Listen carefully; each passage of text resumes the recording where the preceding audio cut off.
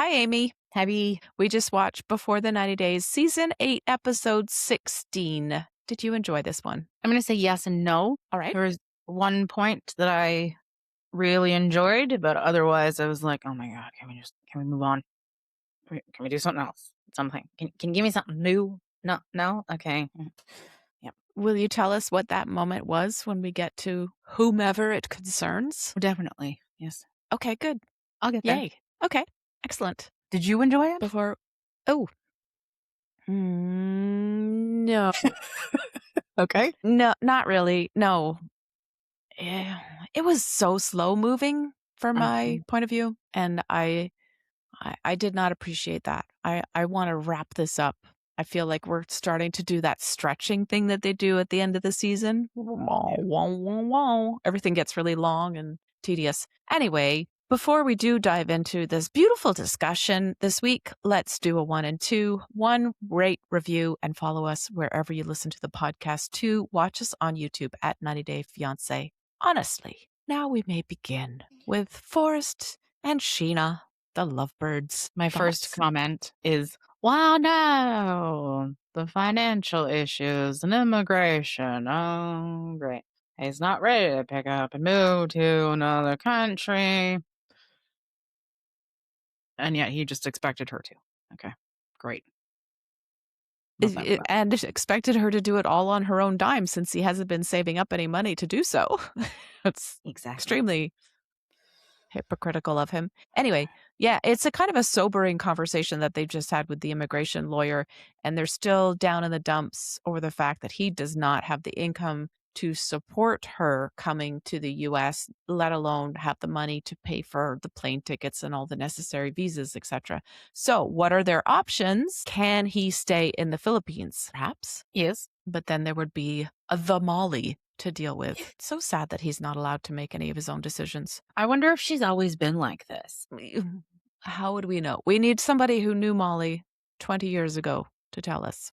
I don't know. It was just a random question. Yeah, Sorry. but I suspect that people don't change all that much. So I suspect she was probably in the same controlling, slightly nutso. Yes? Yep. Okay. Anyway, Forrest and Sheena go to the beach to this resort. They go by themselves. Yay. Nice for them to spend time alone again. Yep. Then they're having this conversation in the car on the way there about what they plan to do in the evening, which is a very intimate time for the couple, very pivotal moment in their relationship. However, Forrest says, because Sheena asks, what would Molly think? Weird question. Mom's going to be watching and cheering the entire time. What the actual fuck? Gross. Ew. Ick. Did you have a similar reaction? Yeah. We've talked before about their incestuous relationship, not like physically incestuous, emotionally, not literally. whatever. Yeah. And the fact that he said that, I was like, oh, just like so many layers of ew and ick and blah and blah. Yes. That. And yeah, it totally ruined it for me. Here's this beautiful moment that they're going to share, and now it's, oh no.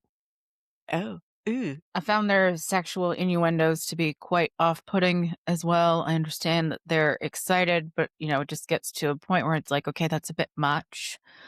And we've said that how many times over this season alone, but the last couple seasons has been like so sexually charged, and I am over it. I don't want to hear it.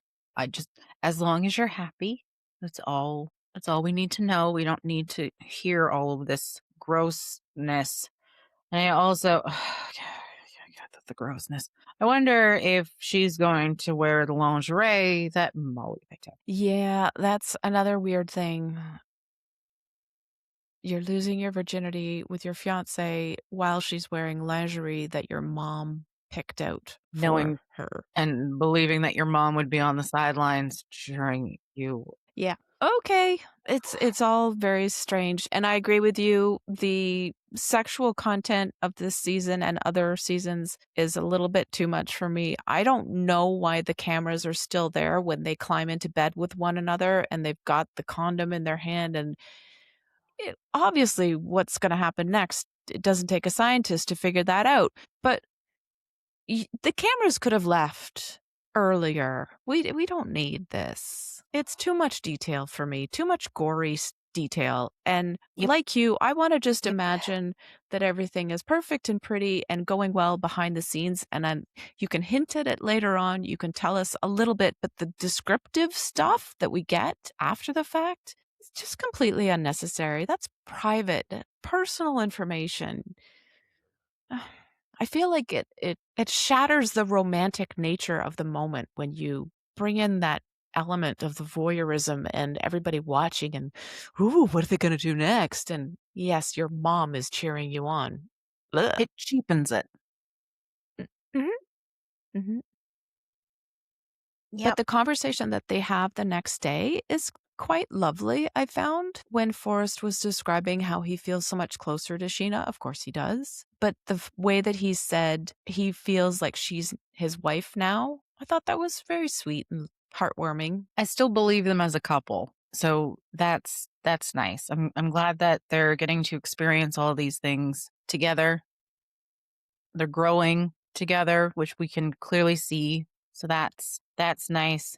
I really, really appreciate the fact that they did use protection and like it was a focal point. That's Mhm. excellent. Unlike some people, Aviva, they're being responsible and respectful of, most importantly, to each other.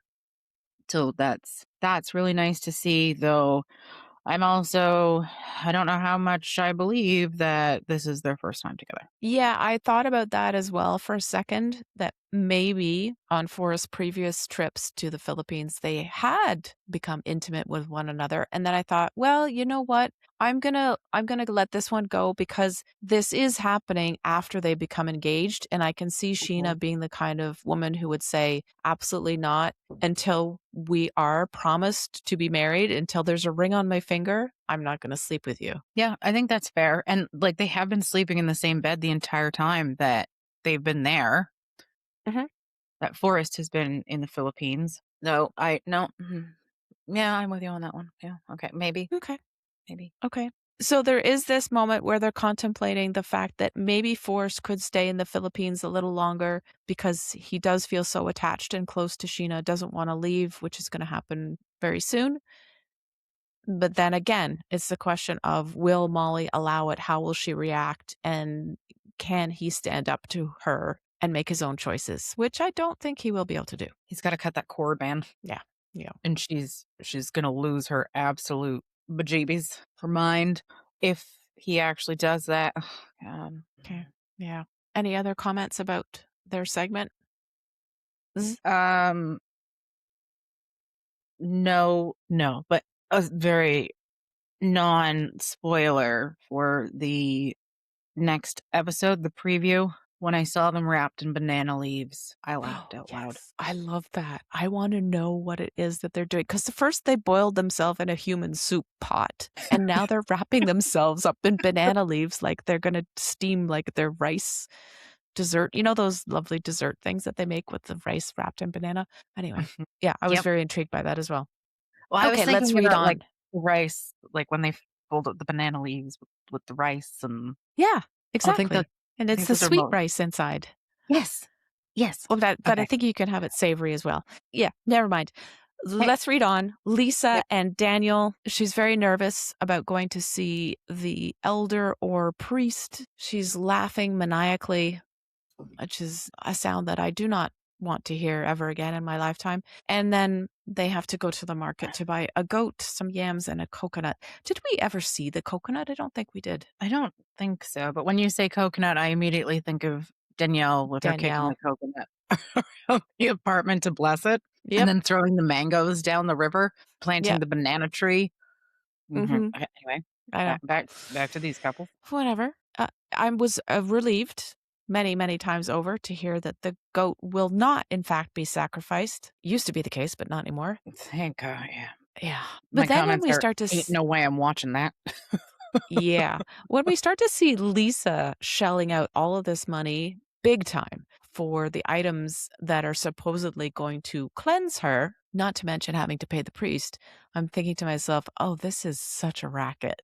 this is the perfect grift. And he wasn't even negotiating. He Yeah. was just like, how much would you take? Yeah. My spidey senses were tingling over that. Also, later on when we get to the pre-scene, that was just outrageously mm, taking advantage of the white woman. I mean, go for it. Why not? She's going to fall for it. That's her problem. But just the whole setup to me seemed very much like an attempt to get as much money out of somebody who's naive, shall we say. And they succeeded quite well. And we've talked about this several times about whether or not the entire community is in on his scam. You know, getting the blessing from his uncle, and from the king, and now from the priest. Oh God, just everyone has to be in on this. Like, Yeah. there's no way. Like, there's no haggling. There's no nothing about the price. It's just okay. Well, okay, that's just twice the amount of a single item, and we are buying 2. I mean, at least I had enough brain cells to be able to figure out that he's not haggling, he's not negotiating, he's It made me wonder if he's not in cahoots with the people at the market and he's getting a little kickback. And also if the uncle is in cahoots with the priest and also getting a kickback, because that scene was just atrocious. I mean, the amount of alcohol that man consumed and then spit out all over the place. Okay, so I'm making fun of their religion. Maybe that's not such a good thing. I'm sorry. I apologize. I don't understand any of this stuff. I need somebody to explain it to me. What is he doing? Because to me, it just seemed like really theatrical, and I did not relate to it whatsoever. What is he doing? Why is he shouting? it kind of reminded me of that SNL skit with Kristen Wiig and Bill Hader, where they purposely take a drink of something. I think it's more Bill Hader takes a drink of something, and somebody says something shocking, and he just spits it all over Kristen Wiig. That's what it Yeah. reminded me of. The over and over again? Yeah, Yes. yeah. Yes, I know. But, like, why is this guy drinking so much alcohol? What is going on here? And then when Lisa said that it was amazing, it was so shocking to her that he knew that she was the one who was there for a purpose, and that purpose was to be cleansed. Oh, shocking. He must have some Oh, kind of paranormal insight or abilities. clairvoyance. Excuse me, Uncle just said in the last episode that he was going to go consult with the elders to see if they had to go see a priest. So he's already told them everything. The priest already knows why they're there. It's not like, the guy has some kind of extrasensory perception. I'm sorry, but how does she fall for this crap? I got nothing. She's just not a smart woman. The other delightful, just absolutely epic moment was then when the priest shoved the basket at them and said, "Pay me money." And Daniel put some money in the basket, and the priest was like, "That's not enough." Okay. You're so not being scammed right now. Absolutely not. And then Get Lisa's out like, your "Give him coin everything purse, that's in your Lisa. pocket. I'm so scared. Give him everything, Daniel. Give him everything." Jesus. Okay. He turns her upside down, and he's shaking her to get every Shakes last her. coin. Yes. It's like so Yes. cartoon-like. And then she has to, the final thing before she's allowed to be cleansed is she has to hold these things. They look like glass bottles, but they're kind of human shaped. I was really intrigued by what they were. Don't know. And then she has to recite something which she repeats after him, but it's very much like traditional Christian wedding vows. Stand up, sit down, kneel, repeat. In a sense, yes. But it's like, the vows that you take when you get married, it sounds almost exactly like that. And I guess that makes sense because Daniel was explaining before that the Igbo tradition combines some elements of Christianity with their more traditional rituals. So I don't know. The whole thing to me was incomprehensible. I'll leave it there. Okay. And in sum, their wedding was blessed. Mm-hmm. And then what happened after that? I have no idea. My notes just skipped to the preview for the next episode. They go back into the car because they have to taxi back to the hotel. And they start that god-awful open mouth Oh, they're tongue making out. kissing where they're basically eating each other's faces off and talking about going to have sex, which apparently is okay for Daniel to do now. He's totally fine with it because she just gave all of her money to his cousin or something. And now she has fully financed his next home because of all the kickbacks that he's getting Maybe, from everyone in the maybe. community. It's a win-win. Come on, everybody's got what they want. Daniel's got money, the priest has got money and goats and yams and coconuts, and she's got her man. So whatever. Correction, it is one coconut. Oh, excuse me. Ah, coconut. This is being shallow and pedantic over here. All right, let's read on. We have Elise and Joshua. Oh my fucking God. I can't. With her outfits and her hysterics and her seeing ghosts where there's nothing. Also, can we talk about the fact that Joshua comes into the living room where she is sitting and pouting, waiting for him, puts on deodorant in front of her, and then leaves the deodorant can on the kitchen counter? Excuse me? No? You weren't? No? Nope. Nothing? Nope. Okay. Nope. Okay, it's just me then. Good to know. No, you confused me because I think I skipped that part because my notes go to Stig and Aviva, and Chris and Elise and Joshua are like the last couple that I even read about. Anyway, why did we need to hear about her poop? That part, that was interesting. The way that she was acting so flirtatiously with Chris, whom she called like the brother that's hot, as she's wearing small shorts / undies and a t-shirt. Questionable. I would not be happy if I was Joshua and I saw that. Well, I mean, he's already seen her. Well, Chris has already seen her lathered up with oil on the living room couch. So what's a t-shirt? Like that's the most amount of clothing that she's worn this entire season. Fair. Absolutely fair. I enjoyed Chris's identification of her role in their relationship, hers and Joshua's, that is, not her and him, as toxic, and that Elise is looking for problems in the relationship. Spot on. Yeah. Yes, Chris. Mm-hmm. He's not as dumb as I had initially thought. I don't know what that really means, but Yes. then they go out on a boat. Yes.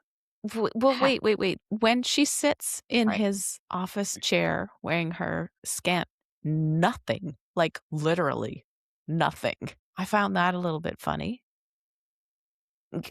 See, it's one thing, I think. Like you're getting ready to go on a boat, so I can understand if you're wearing a bikini, but she's sitting in a taxi to get there with her bare butt cheeks on the seat of this car, and then she's going and sitting on Chris's office chair with her bare buttocks once again pressed up against his faux leather chair. I'm sorry, maybe I'm dwelling on this a little bit too much, but come on, man. No, I'm completely with you on that one because I like when I come home after I take public transit, I change. Mhm.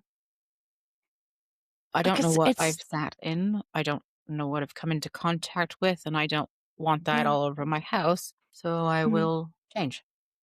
Yeah. And Elise is the kind of person that you're changing in order to avoid, because there are people out there who will go and spill their bare bums onto seats that other people have to then sit on. It's okay. Anyway, she's wearing next to nothing. She goes on the boat with him. Continue, please. Yeah. So how and why is he allowed to take out a boat after he just crashed the last one? How Yes. does she trust him to drive said boat? You couldn't pay me enough to get onto that boat if he's going to be the captain. Ain't no way. You know, there are enough rocks near the beach. I don't need to be smeared across them. No, thank you. And then he says that he paid it off with what money? With the commission that he would have earned on his last sale. So the company just clawed that money back. It was like garnishing his wages. Yeah, okay, that Garnishing? makes sense. But Garnishing or yeah, garnishing? What's the garnishing. term? You could thank you. Yeah. Okay. So they garnished his wages in order to pay for the damages, which only amounted to 2,000 Australian dollars, which I think is very little, isn't it? I would say that is grade A baloney. I did smell a little bit of the Bologna when he was talking about when he was Oh, right, yeah, downplaying baloney. Yep. the story. I was like, This does not sound like what we had learned before. So either Elise is completely blowing things out of proportions, which could be the Possibly. case, or he's telling a great big fib because he doesn't want to be embarrassed by what he actually did. However, it would follow that if he's telling the truth, he is still permitted to drive boats and be employed at the company because it was not such a big deal as Elise made it out to be. Okay. That, that's a fair perspective. And that would make a lot more sense than, he completely totaled like a $2 million yacht. And maybe he did Yep. just, scrape the boat against a rock and she made it seem as though he smashed it, completely obliterated this boat. They had to be rescued by the Coast Guard or whatever.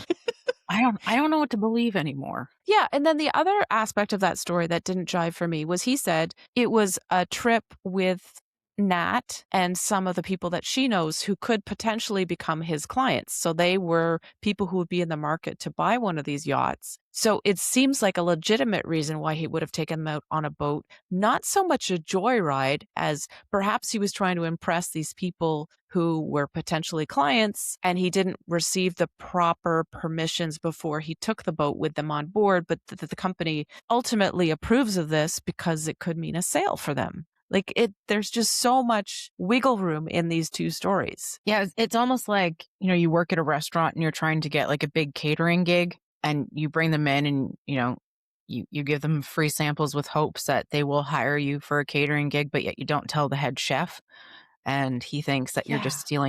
stealing food or giving Yeah. free food away. It could be something similar to that. I'm really not sure. We don't have enough information, and between the two of them, I don't think we're ever really going to find out. I think the only person who would, tell a straight story would be Nat. Yeah. Yeah. Because Elise kind of starts spiraling after this when she finds out that Nat was on the boat.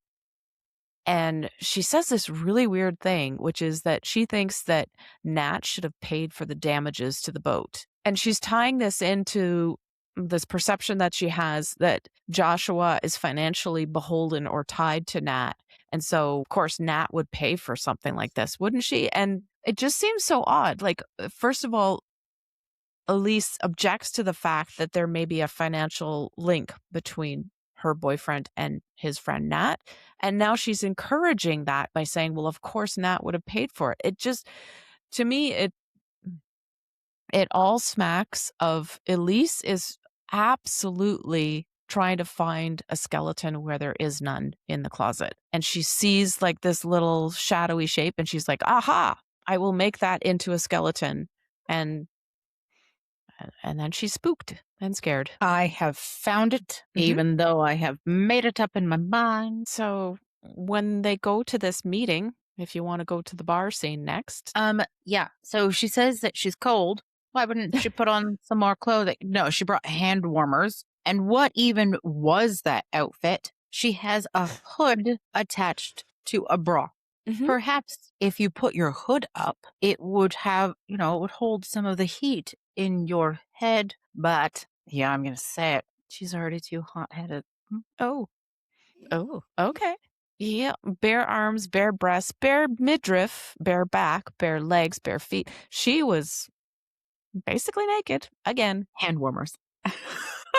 with hand warmers. Lovely. So ridiculous. And, as At as least people who live in Canada, like I've never used hand warmers before. no. You're in Australia Uh-huh. where it is warm year round and you brought hand warmers, but definitely not a sweater, Mm-mm.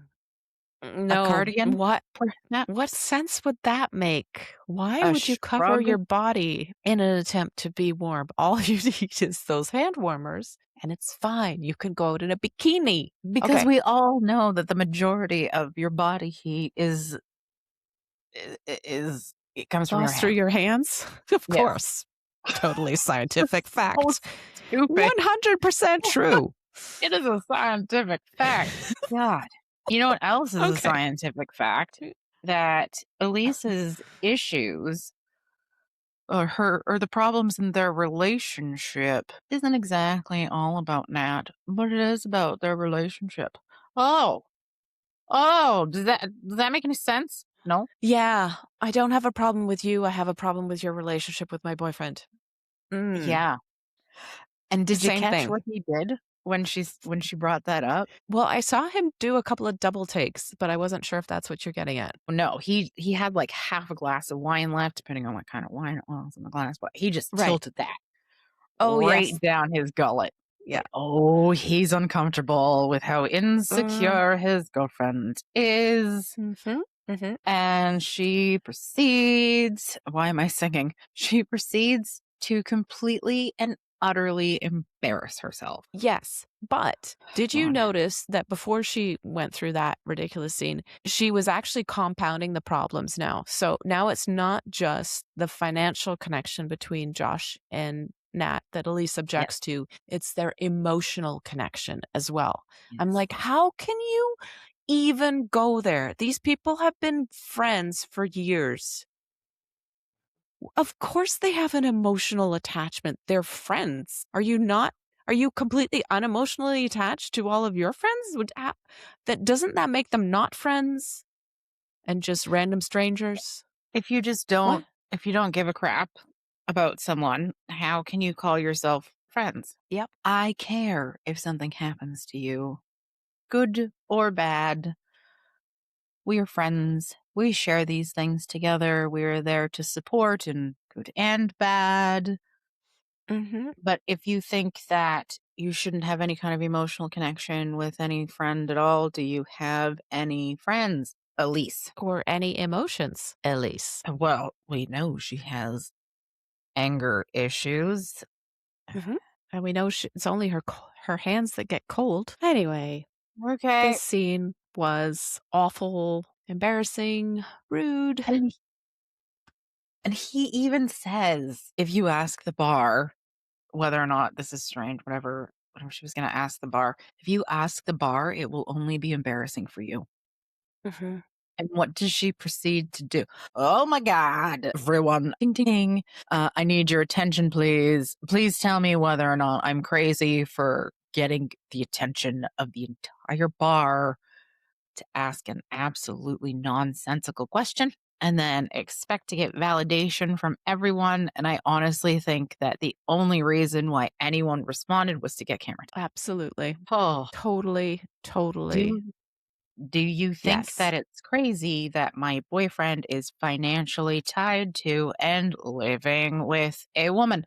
No, what I think is crazy is the fact that you were screaming in the middle of the bar. Mhm. Yeah. To a bunch of strangers who know nothing about your situation in front of the man that you supposedly want to marry or become engaged to at the very least, and one of his closest friends who you just have met and know literally nothing about. No, it's totally reasonable. Just go off on an entire bar of people, cause a scene, act like a complete psycho, and Nat even calls her that, calls her a psycho. I'm on board, Nat. Calls her Yep. toxic, rightly so. Yep. You know, And then we see, like, Josh's true reaction there when he checks on Nat first. Yep. he That knows that he she's knows. absolutely He incredibly insane, and he knows that Nat is gonna still be his friend after this, Yep, and Elise is disposable. yep. Not to mention the fact that he probably has the ick big time at this point, Yeah, yeah. and he even says that he's done. I know we hear people say, I'm done," so many times during this show, but I would be very much surprised if they would that they continue. Oh, this is when we would insert that meme, the yuck. The yuck. Oh, yike, yike, the yike Oh, meme. yike. The Yike. yike. Yes. Yeah, yeah, Big the yike. yike. The yeah, yeah. So, okay, okay, great. And I Are we really ready? well, No? I just wanted to know if Yes? she was drunk. Mhm. Oh, good question. But, in all of my years of being alive, As opposed to your I years of being dead? yep, I yep, don't think you've there are gonna many of spend any those, time there. Okay, many okay. many of those. Mhm. I meant, like, of being of legal drinking age. I Ah, have never called attention to myself for the entire bar unless it was for, like, karaoke or something, and even then, I'm like, "I really don't care if you watch me." Like, I can't comprehend being that unstable, for lack of a better term, that I would bring attention to myself and act like an absolute fool and Yeah, expect that the it's gonna only work in my favor. Not a the on chance. the only reason why I think I would scream at or get everybody's attention at a bar is if there was a fire or some Oh, kind yeah. of Mhm. incident and I needed help or I needed to alert somebody right away. It This is your dirty laundry that you're airing in front of these complete strangers. It gives crazy a lot, Yeah. you know? Red flag Um, factory, if you will. it definitely the You know, I original. was I was at a bar once, and the bathrooms were in the basement, and the women's bathroom was flooding, actively flooding. I didn't even yell at that point. I just went upstairs, and I told one of the bartenders. Mhm. Yes, sometimes that's all that is necessary. Yeah. Telling one person quietly, as she could have told Josh quietly, "I'm concerned about this. Can you please give me some reassurance that there isn't something extracurricular going on between you and Nat?"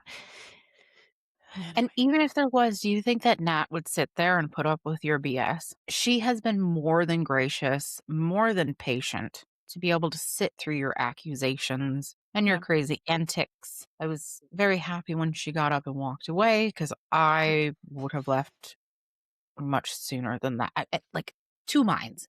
One, I want to watch this dumpster fire. Let's see how big this fire gets, how crazy she gets. And also, I really just want to remove myself from the situation because I don't need any of this. And also, Joshua, what are you thinking? He's not. He's not. Mm, He is, focused on another part of his anatomy. Shall we read on? yep, yep, yep, yep. V You sound like the Sesame Street yep yeps. Yep, yep, yep, yep, yep, yep, Yep, yep, yep, yep, yep. yep. Aviva and Steak. Okay, first, comments from viewers, okay? Um, Claudie Oh, says, "Aviva has been pregnant the entire show. Very fake storyline." And then Cheryl says, "Aviva is definitely pregnant, in my opinion, and more than a few days. Feel pretty sure that they are reenacting what's gone down on a previous meetup, and the focus on the multiple orders of alcoholic drinks is just to throw the audience off." oh, So more than these two people who commented, thank you very, very much, by the way, yes, thank you. believe that Aviva is pregnant. And you and I both had the same thought that in her interview segments, when she's alone, she looks glowy, Like she is shall we say? with child. Mm-hmm. Yeah. The biggest tell for me is only something that I learned fairly recently is her nose. Oh, Something tell changed me. with her nose. And apparently Okay. that's a thing is, when you're pregnant, something happens with your nose. I don't know. I first heard What it happens to when your nose?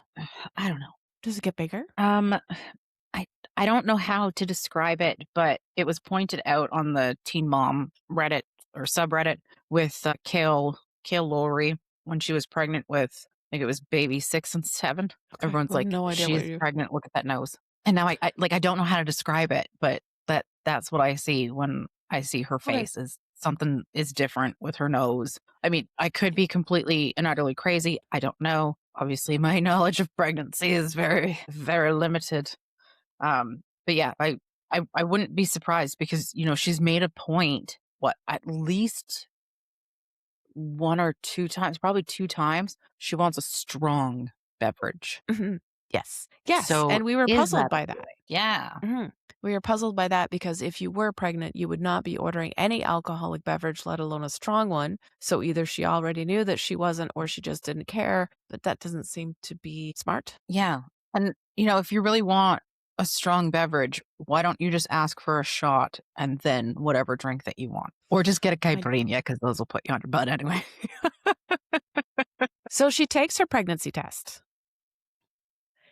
She's very excited, and he is as well, which led me to No. ask, WTF? Why? Why? You barely know each other. This is not an opportunity for you to heal your wounds and get reassurance or security in your relationship or fix what happened to you in the past. This is a living human being who will cost you a lot of money, a lot of time, and a lot of sleep, by the way, to raise and bring up and cherish and love. And yes, it's a wonderful experience. But you are acting as if this is just like going out to buy yourself some kind of a Band-Aid for your relationship or your own inner child. And it is furthest thing from that. Not to mention the fact that it completely reorganizes or disorganizes your internal organs. Like, it's not just the baby sits on top of all the things and you have the baby and everything is perfect. That is not how pregnancy goes. That is a consideration. It's not something that I ever thought about, but yes, it is a fact. It's another scientific fact brought to you by 90 Day Fiance, honestly.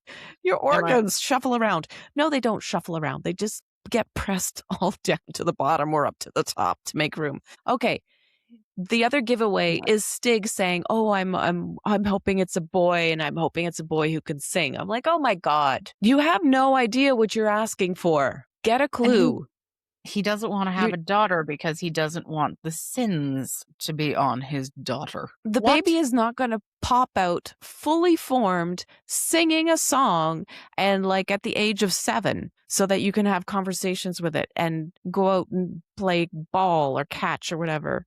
This is years and years and years of very hard work. The baby comes out singing Frank Sinatra, and, all of the angels sang their praise in unison with the baby, who is no longer a baby, but a fully formed adult with a microphone, which came out before the placenta. The baby comes out with a microphone.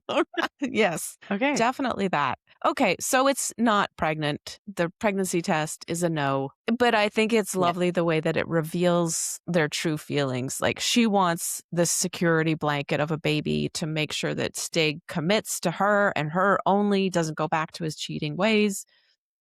Which, I mean, if she already recognizes that he's that kind of guy, why is she there? You think a baby is going to stop that? Exactly. If she thinks the baby is the only way to remedy this problem, then isn't that a sign, fairly large one at that you should not be with this man? Yeah. And has he or has he not told her what he confessed to us in the private interview, that he was not a good boy while they were not together? Well, together, but not physically together. Yeah. Yeah, we are. Online together. Does she not have this information? No, she does not. Nope. But, they only had unprotected sex for a week. Yep. Okay. You tell that to anyone who's gotten pregnant after having sex once. Once. That's all it takes is once. And sometimes not even that. And then, I don't remember who said it. I don't think we're ready. Bit late for that. Yes, he said that. Mm-hmm. Hey, well, I hate to say this. I want to punch myself in the face before it even comes out of my mouth, but the seed has already been sown. Oh, seed. You had to say seed, didn't you? Yeah. That's why I said I wanted to punch myself. Gag. Okay. Mm-hmm. So now we've got the last day of Aviva's trip. They're going to this Mayan ruins location, which look fabulous, by the way. Absolutely incredible. But they're both completely seeing the world through the rose-colored glasses. Everything is lovey-dovey, rainbows, unicorns, puppy dogs, and butterflies. And then halfway up the Mayan temple, he gets down on a knee and proposes to her. I mean, I think he did well. What did you make of that? I think he did well. Thought it was, had we not known anything about this couple, it would have been like a romantic gesture, fairly well thought out. But also, like, you just told her you loved her like 3 days ago. Yep. This is not speedy at all. It's very well thought out, very measured. And he proposes after she takes the pregnancy test. Mm-hmm. And said he's been carrying around this ring for a long time. I was like, did you have this ring when you were with your ex who you wanted to get married to and have a kid with? Or this actually is a new ring that you purchased with the intention of giving it to Aviva? I don't think so. Is it the same ring? Probably. Yeah, I think so. He doesn't seem like the kind of guy that would just, go out and buy a new ring for each woman that he plans to propose to, only because he wants to impregnate them and have a basketball team or a football team worth of children. However, much like with Lisa and Daniel, I feel like this ends in a win-win. They're both happy. They're both in love. So I'm on board. In love. Yes, in I love. would say in lust, Go but I like forth, that. be happy, be well. I hope it works out for you. I think we Reading on. will get more information. Yes, we will get more information in the tell-all. And let's read on. Emma, why are we still with her? Okay, well, this will be quick. I said, "Go home. She's thirsty." And why would Ziad meet her? Mhm. Why does he show Um, up? why does he More show screen up? time. I guess there's that. Yes. Yeah. I think the whole thing just serves her right. Mohammed made a fool of her. She used Ziad to get back at Mohammed. She needs to get I think she wants to get Ziad to apologize to her, and that's why she called for this meeting, because when she pulls up to him and he's sitting on his motorcycle, she's basically asking for him to say sorry. But without using her words, because why would she do that? Right. And he does. Like, he does apologize to her, which is nice. Because she insists that he hurt her so much. Okay, he apologizes. Does he get an apology for her using him, for her talking about very, very private things on camera, which could get him in trouble in his culture, his family, his everything? I No, don't not think so he much. knows that at this point. The show hasn't Oh, aired yet, B. right. But at least an apology saying, I'm sorry we didn't work out, or I'm sorry for my role in us falling apart. No, nothing. She does not acknowledge her culpability in any which way. The goodbye is not a good goodbye. It's full of resentment. It's full of unsaid things. It's full of It was one of those, dishonesty. like, they're there. They're there. Yeah, Yeah. yeah. And she goes home early, which it's good. She she's already thinking about somebody else. She's like, maybe I'm going to meet somebody on the plane. Whoa. How about you go home and get a job because you lost the one that you previously had and now you don't have one? Um, I was reading some conjecture online about the Muhammad situation, and Hmm. some people were saying that Muhammad, because he was the one who set up that meeting, that he was actually planning on meeting with her, but when he got there and he saw all the cameras, he noped out of there because he has a fiance and he didn't want any of that aired. Okay. I thought that Interesting was theory. more likely than him just being like, "Yeah, let's meet up," and then just not show up at all. And like he was trying to save face when he texted her, "Oh, I have a fiance." Okay. Because why didn't he say that from the beginning? Why couldn't you just be like, "I don't want to see you. I have a fiance." Maybe I mean, I don't know. I don't care. Get her off my screen. Tell her to change the fix positioning her of that wig. wig. All right. Reading on to Rick and Trisha. At least he's making something of an effort. He's washing his clothes by hand. He's helping with the fetching of the water, but he's also complaining all the while he's doing this. Naturally. Good old She is Rick. not bougie in the slightest. This woman doesn't even wear makeup, let alone her makeup gun being set to Stun. Simpsons reference, if you will. Like, I mean, look at Emma. Full face of makeup all the time with that Could wig, she please whatever. get rid of that dark line around the outside of her lips that makes her look like she's What? just finished eating a fudgesicle? Yeah, I noticed that too. And I thought it was the lighting, but like every time she moved, I was like, where, what is, oh God. Okay. Anyway, so Trisha is just absolutely naturally stunning with Yeah. no makeup. How dare you call her bougie? Like she's not Hmm. walking around with like brand name bags or red bottom shoes. Again, full Yeah. face of makeup, nothing. This woman is just, she's so chill. She's Gorgeous. so down to earth. She's so natural. And you call her friggin' bougie. I bet you Hmm. any money, he spends more money on hair products than she does on any kind of beauty products. Yeah. Okay. Sorry. I'm done. Okay. Tiny rant. Feel better? No, he's still on my screen. Yeah. Trisha tells Rick that he must answer this question of whether or not he's willing to have babies with her very soon. We know that he has to give the answer before they leave. And then he asks her, "Well, what would your dad say if I didn't answer?" He's such a coward. And Of course he's trying to weasel out of this already. You're such a coward. Just And tell everybody the truth. Just be honest. and he beats around the bush saying that he's not financially prepared to have another kid, Mhm. but you knew going into this that this was one of her non-negotiables. Yep. But he's just hoping to skate by. Well, he's such a deplorable, deplorable human being. The only redeeming moment that I noticed was when he said in his private interview that maybe he was going to have to let Trisha go because he's not prepared to have a baby and she deserves to have a baby, to have a family like her family wants her to and like she wants to. That was the first time I'd ever heard him say something decent. Ooh, that reminds me. Not gonna say it, but I have a spoiler for you afterwards. Okay. Can we get to the most positive thing that occurred during this episode? My favorite part Yes, please. when they sit down with her dad and her uncle, and her dad's like, "I want to have a conversation with the two of you." Again, with like the getting called into the principal's office, and you could see Rick is like, "Oh no, yeah, that's right." I very much enjoyed how much her dad and her uncle were both on him. No, you make this decision right now. Mhm, Like they saw right through him. It made him feel so uncomfortable, and it brought me great joy to see him in such discomfort and for, someone to call him out because I don't know if Trisha, like, I'm sure she would have, but she's been groveling and just giving him way too much grace. And anyway, I really enjoyed that part. That was the best part of the entire episode.